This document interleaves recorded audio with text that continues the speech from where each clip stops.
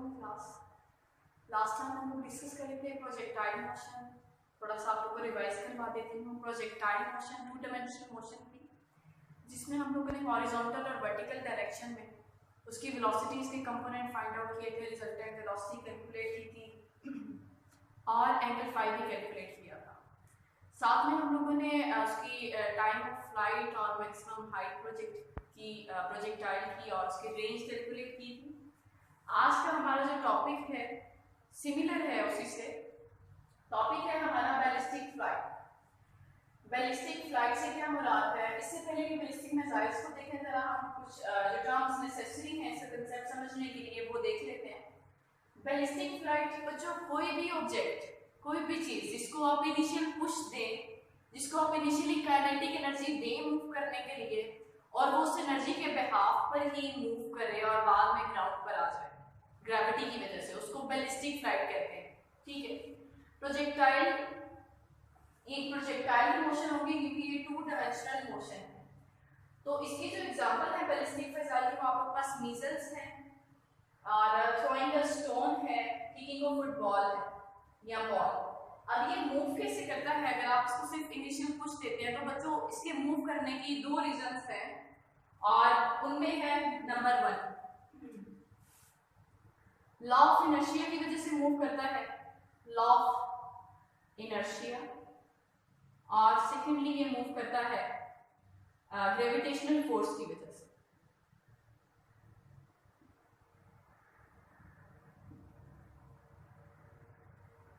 अब law of inertia क्या कहता है कि जब आप इनिशियली उसको पुश देंगे किसी भी ऑब्जेक्ट को, तो वो ऑब्जेक्ट कोशिश करेगा कि वो अपनी मोशन को जो है वो रिटेन करे अनलेस अनटिल कि हम कोई एक्सटर्नल फोर्स उस पर एग्जर्ट ना करें, उसको मजबूर ना करें उसकी मोशन रोकने पर। या फिर अगर कोई चीज स्टेशनरी हो तो वो स्टेशनरी रहती है अनलेस अनटिल कि हम उस पर कोई एक्सटर्नल फोर्स लगा दें उसकी स्टेट को चेंज करने के लिए।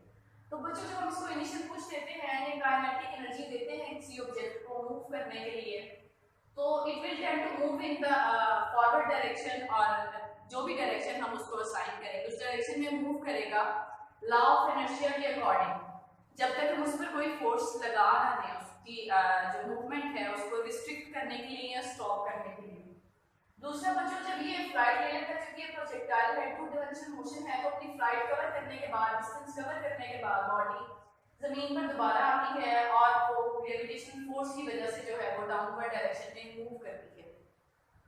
तो इसीलिए मैं कह रही हूं कि बैलिस्टिक फ्लाइट जो है आपके पास प्रोजेक्टाइल मोशन से रिलेटेड है। अब बैलिस्टिक फ्लाइट या आपके पास इस तरह के कोई भी ऑब्जेक्ट, जैसे आप एक पत्थर ले लें, जब आप उसको इनिशियली अपने हाथ से फेंकेंगे, आप उसको इनिशियल पुश देंगे, काइनेटिक एनर्जी देंगे मूव करने के लिए, तो वो उसकी जो मोशन होगी वो भी बैलिस्टिक फ्लाइट होगी। इसके अलावा फुटबॉल जो है, अगर आप उसको किक करें तो इनिशियली आप उसको एनर्जी देते हैं, जितनी एनर्जी देंगे, जितना पुश देंगे, वो यूज करने के बाद वो अल्टीमेटली जो है ग्राउंड लेवल पे आ जाता है। मीजल्स की मोशन भी प्रोजेक्टाइल मोशन की एग्जांपल है और बैलिस्टिक फ्लाइट में भी आप इसको कोड कर सकते हैं। बच्चों मीजल्स दरअसल जो वर्ड है, इस वर्ड का ओरिजिन एक लैटिन वर्ड है और वर्ड है मीटियर। मीटियर से मुराद है anything sent to hit the target. जैसे आप लोगों के पास मैंने डॉट एक गेम की एग्जांपल दी थी आप लोगों को, डॉट, उसमें क्या होता है आपके पास एरो होता है और आप एरो को हिट करते हैं इस तरह से, आपके पास आपके सेंटर में आपके पास टारगेट होता है और यहाँ पे निशानेबाजी करनी होती है। तो बच्चों को जो आपके पास वो एरो है जिसको आप इस टारगेट को हिट करने के लिए भेज रहे हैं, दरअसल दैट इज मीजल। ठीक है। It is not only associated with the destructive instrument और डिस्ट्रक्टिव ऑब्जेक्ट, बल्कि हर वो चीज जिसे आप किसी भी टारगेट को हिट करने के लिए भेजेंगे वो मीजल के तौर पर समझा जाएगा, मीजल समझा जाएगा। तो बैलिस्टिक मीजल्स से क्या मुराद है बच्चों? बैलिस्टिक मीजल अगर आपसे कभी भी कोई पूछे, सिंपली आपने ये कहना है कि अनगाइडेड और अनपावर्ड मीजल्स होते हैं। अनगाइडेड से क्या मुराद है कि आप इनको इनिशियल काइनेटिक एनर्जी दे देते हैं मूव करने के लिए, जिस डायरेक्शन में फेंकेंगे ये वहां पर जाएगा। ठीक है। और अनपावर्ड से मुराद ये है कि रास्ते में आप इनको एनर्जी नहीं दे सकते, बल्कि इनिशियल एनर्जी के बिहाफ पर ही इनकी मूवमेंट होती है। अगर इनकी मोशन की बात करें तो वो सिमिलर है प्रोजेक्टाइल मोशन से, बहुत डिटेल में हम लोगों ने डिस्कस किया है। ट्रैजेक्टरी बच्चों इसकी डिपेंड करती है 2 चीजों के ऊपर, कि आप ट्रेजेक्टरीज की दो तरह से हो सकती है, और टू डायमेंशनल मोशन है, और वो किस तरह से हो सकती है ट्रेजेक्टरी। अगर तो बच्चों स्मॉल डिस्टेंस आप कंसीडर कर रहे हैं, कुछ किलोमीटर्स के डिस्टेंस आप समझ सकते हैं, अगर आप स्मॉल डिस्टेंसेस कंसीडर कर रहे हैं तो उसके लिए आप अपनी अर्थ को फ्लैट कंसीडर अगर कर रहे हैं, क्या करें, अर्थ को आप फ्लैट कंसीडर कर रहे हैं। फॉर एग्जांपल मैंने यहाँ पर एक्स और वाई एक्सिस ड्रॉ किए हुए हैं, ये आपके पास कोई मिसाइल है जिसको आप यहाँ से प्रोजेक्ट करना चाहते हैं। बच्चों जब आप इसको यहाँ से छोड़ेंगे तो ये यहाँ पर आकर जो है अपनी इनिशियल काइनेटिक एनर्जी को कंज्यूम करने के बाद यहाँ पर आकर जमीन पर ये गिरेगा। अब ये डाउनवर्ड डायरेक्शन में कॉन्टिन्यूसली इस पर एक फोर्स एक्ट कर रही है और वो है ग्रेविटेशनल फोर्स। तो इस सूरत में जो ट्रेजेक्टरी फॉलो करता है ये मिसाइल आपके पास वो पैराबोलिक ट्रेजेक्टरी होती है। कौन सी ट्रेजेक्टरी होती है? पैराबोलिक ट्रेजेक्टरी होती है। एक और इसका सिनेरियो है, एक और ट्रेजेक्टरी इसकी हो सकती है पॉसिबल, और वो ट्रेजेक्टरी है बच्चों आप लोगों के पास स्फेरिकल ट्रेजेक्टरी। स्फेरिकल ट्रेजेक्टरी कब देता है आपके पास? जब आप लॉन्ग डिस्टेंस पर मिसाइल्स को प्रोजेक्ट करें, यानी अर्थ को आप स्फेरिकल कंसीडर कर लें। मैंने यहाँ पर अर्थ ड्रॉ कर दिया, आपको पता है स्फेरिकल है आपके पास, अर्थ स्फेरिकल है, इस पर आप मिसाइल प्रोजेक्ट कर रहे हैं इस पॉइंट से, तो ये जो ट्रेजेक्टरी फॉलो करेगा वो ये होगी जो मैंने ऊपर शेप बनाया। ये पॉइंट ऑफ प्रोजेक्शन है इस मिसाइल का और ये पॉइंट ऑफ लैंडिंग है। तो बच्चों अगर आप गौर करेंगे तो सारी एलिप्टिकल शेप बन गई है ये, ठीक है। तो ऐसी सूरत में आपके पास जो ग्रेविटेशनल लाइंस होती हैं, फोर्स ऑफ ग्रेविटी की जो लाइंस हैं वो इस तरह से होगी, वो स्फीयर के आप समझ सकते हैं कि रेडाई को शो कर रही है। तो ट्रेजेक्टरी जो होगी वो आपके पास फॉलो होगी, वो एलिप्टिकल ट्रेजेक्टरी होगी इस सूरत हाल में जब लॉन्ग डिस्टेंस पे आप मिसाइल्स को प्रोजेक्ट करें और अर्थ ऐसी सूरत में स्फेरिकल कंसीडर की जाए। अब चूंकि हम पढ़ रहे हैं बैलिस्टिक मिसाइल, तो इसकी कुछ लिमिटेशंस भी हैं, कुछ रिस्ट्रिक्शंस भी हैं, ठीक है। हर जगह पर तो ये एप्लीकेबल नहीं है, हर जगह पे तो इसके फायदे नहीं हैं, तो वो रिस्ट्रिक्शंस मैंने यहाँ पर लिख दी हैं। नंबर 1 की ये अनपावर्ड है। अनपावर्ड से मुराद ये है कि इनिशियल एनर्जी, इनिशियल पुश की बिना पर इसमें सिर्फ जो है मूव करना है। अनपावर्ड है चूंकि, तो आप इसको ज्यादा फासले कवर करने के लिए आपको जाहिर बात है इसको रास्ते में भी एनर्जी देनी पड़ेगी, क्योंकि आप रास्ते में एनर्जी नहीं देते हैं तो फिर ये शॉर्ट रेंज तक ही हिट कर सकता है, शॉर्ट रेंज तक ही जा सकता है। अनगाइडेड है, अनगाइडेड से मुराद इनके अंदर कोई भी वो जो है सिस्टम नहीं है जिसके जरिए आप इनको गाइड कर दें कि इन्होंने यहाँ से यहाँ पर मूव करना है, टर्न लेना है या ट्रैजेक्टरी चेंज करनी है। अनगाइडेड है बच्चों, तो इनकी ट्रैजेक्टरी एक दफा जब आपने इसको प्रोजेक्ट कर दिया, छोड़ दिया, तो इनकी ट्रैजेक्टरी जो होती है वो अनकंट्रोलेबल होती है, आप उसको कंट्रोल नहीं कर सकते प्रोजेक्ट करने के बाद, ठीक हो गया। नंबर 3, ये जो आपके पास होते हैं बैलिस्टिक मिसाइल्स, ये मैक्सिमम हाइट तक जा सकते हैं। ये आप इनको जो है काइनेटिक एनर्जी देते हैं उसके जरिए बहुत ऊपर तक जाते हैं। जैसे अगर ये आपके पास एक्स एक्सिस है और ये वाई एक्सिस है, आप इसको एनर्जी देंगे ये बहुत हाइट पर जाएगा। यहाँ हाई हाइट पर जाने की वजह से बच्चों रेडार सिस्टम में इनको इजीली कैप्चर किया जा सकता है, जो कि एक ड्रॉबैक है बैलिस्टिक मिसाइल्स का, ठीक है, कि इजीली कैप्चर हो जाते हैं रेडार सिस्टम। अब चूंकि इसकी कुछ लिमिटेशंस हैं तो फिर ये भी सारी बात है शॉर्ट रेंज के लिए जो हमारे लिए फायदेमंद है। अनगाइडेड अनपावर्ड की जहां पर हमें जरूरत पड़े, हम चाहते हैं कि हमें पावर ना देनी पड़े, या अनगाइडेड अगर हमारे पास एक स्ट्रेट पाथ फॉलो करना है तो हम प्रेफर करेंगे कि हमारे पास बैलिस्टिक मिसाइल्स हो। लेकिन अगर लॉन्ग रेंज डिस्टेंसेस कवर करने हैं और हम चाहते हैं कि हम उनकी ट्रैजेक्टरी को या पाथ को भी कंट्रोल करें, तो उसके लिए बच्चों इसके अल्टरनेटिव के तौर पे हमारे पास यूज होते हैं गाइडेड मिसाइल्स। गाइडेड मिसाइल के नाम से पता चल रहा है कि ये गाइडेड होंगे, इनको प्रॉपर्ली इंस्ट्रक्शंस दी जाती हैं कि इन्होंने कैसे मूव करना है। अब चूंकि ये गाइडेड हैं, इनको गाइड किया जाता है प्रॉपर्ली कि इन्होंने क्या ट्रैजेक्टरी फॉलो करनी है, आप इनकी ट्रैजेक्टरी को कंट्रोल कर सकते हैं। तो बच्चों ये कंट्रोलेबल पाथ है इनका, ठीक है, आप जहां भी चाहें इसकी मोशन को कर सकते हैं, कंट्रोल कर सकते हैं, चेंज कर सकते हैं इसकी डायरेक्शन को। अब ये जो गाइडेड मिसाइल होते हैं बच्चों, ये पावर्ड मिसाइल होते हैं। आप इनको सिर्फ काइनेटिक कुछ नहीं देकर भेजते, काइनेटिक एनर्जी नहीं देकर भेजते, बल्कि इनको पावर दी जाती है। पावर चूंकि आप देते हैं इसको फ्यूल की सूरत में देंगे या जिस मर्जी सूरत में, तो बच्चे भी ये लॉन्ग रेंज डिस्टेंसेस जो है वो कवर कर सकते हैं। और जहाँ पर भी लॉन्ग रेंज डिस्टेंसेस की बात आएगी वहाँ पे प्रेफरेबल होता है कि हम गाइडेड व्हीकल्स को यूज करें। एक और अहम बात कि ये जो हमारे पास गाइडेड व्हीकल्स होते हैं ये लो हाइट तक ही जाते हैं, ये इतनी ज्यादा हाइट तक नहीं जाते।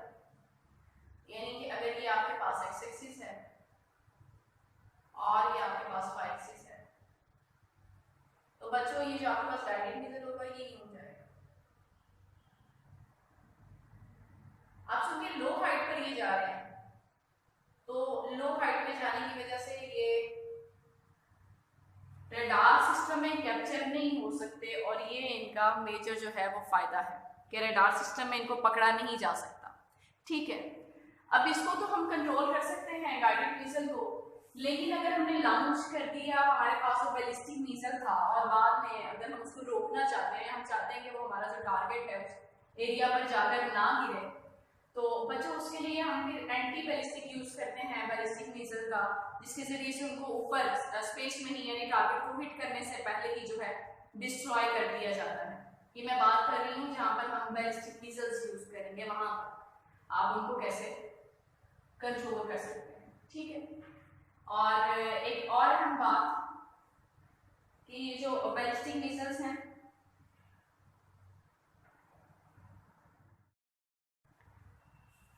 अब चूंकि बैलिस्टिक मिसाइल्स का मैं आपको बता रही थी कि बैलिस्टिक मिसाइल्स जो है उनका फायदा ये है कि ये शॉर्ट रेंज है, वो हमें पता होता है कि तकरीबन कहाँ पर जाकर टारगेट करेंगे। तो वहां पर जो ऑलरेडी लोग मौजूद होंगे हैं रेजिडेंशियल एरिया में, अगर इसने गिरना है तो वहां पर लोगों को जो है वो डिस्ट्रक्शन से या डैमेज से भी बचाया जा सकता है। बैलिस्टिक मिसाइल का एक फायदा ये भी है हमारे पास। ठीक है, ऑलरेडी जहाँ पर उसने जाके हिट करना है, जो उसका टारगेट एरिया है, वहां पर हम डिस्ट्रक्शन या डैमेज से बच सकते हैं। तो ये तो तमाम बातें थी जो बैलिस्टिक मिसाइल से रिलेटेड थी। हम लोगों ने डिस्कस कर लिया कि बैलिस्टिक मिसाइल से पहले बैलिस्टिक फ्लाइट क्या होती है, और बैलिस्टिक फ्लाइट जो है ये अगर हम इसको सिर्फ इनिशियल एनर्जी दे के भेजते हैं तो ये कैसे मूव करती है, इसके पीछे दो लॉज है फिजिक्स के, लॉ ऑफ इनर्शिया जो न्यूटन का फर्स्ट लॉ है, और दूसरे ग्रेविटेशनल फोर्स की वजह से जो है आपके पास ऑब्जेक्ट मूव करता है। और उसकी एग्जांपल्स मैंने आपको बता दी कि उसमें मिसाइल्स हो सकते हैं या स्टोन हो सकता है। एक चीज आपने ध्यान में रखनी है कि जरूरी नहीं है कि अगर आप बैलिस्टिक मिसाइल्स की बात करें या मिसाइल करें तो वो मिसाइल ही होगा, वो डिस्ट्रक्शन के लिए यूज होगा, बल्कि वो कोई भी ऑब्जेक्ट हो सकता है जिसको आप इनिशियल पुश देकर भेजें और वो फिर मूव करें।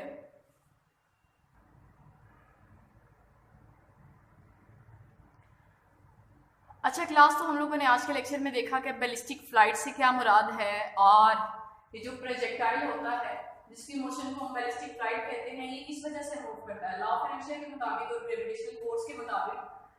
फिर हमने देखा कि मिसाइल जो वर्ड है हमारे पास ये दरअसल लैटिन वर्ड से निकला है, मीटियर से। और फिर हमने देखा कि बैलिस्टिक मिसाइल्स क्या होते हैं। बैलिस्टिक मिसाइल की जहां पर भी बात आएगी इंपॉर्टेंट शॉर्ट क्वेश्चन भी है, ये आपने याद रखना।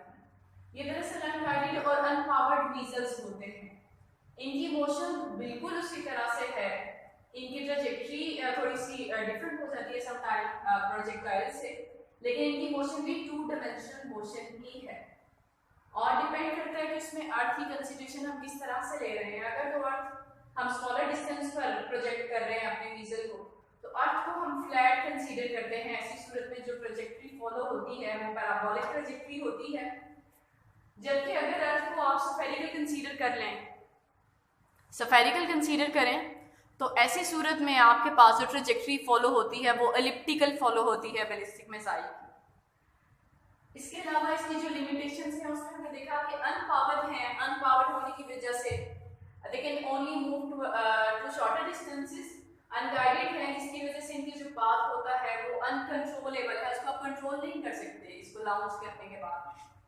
और मैक्सिमम हाइट पे जाने की वजह से इनका जो बड़ा ड्रॉबैक है वो ये है कि रडार सिस्टम में ये कैप्चर हो जाते हैं। और चूंकि ये शॉर्ट रेंज है और हम बता सकते हैं कि किस रेंज पर जाकर गिरेंगे, तो उसका एक फायदा ये है कि जिस जगह पर इन्होंने जाकर गिरना है वहां पर जो है डैमेज या डिस्ट्रक्शन से बचा जा सकता है। आइडिया लगाया जा सके कि इसने यहाँ पर जाकर गिरना है तो वहां से चीजें अपनी रिमूव की जा सकती हैं, लोगों को रिमूव किया जा सकता है।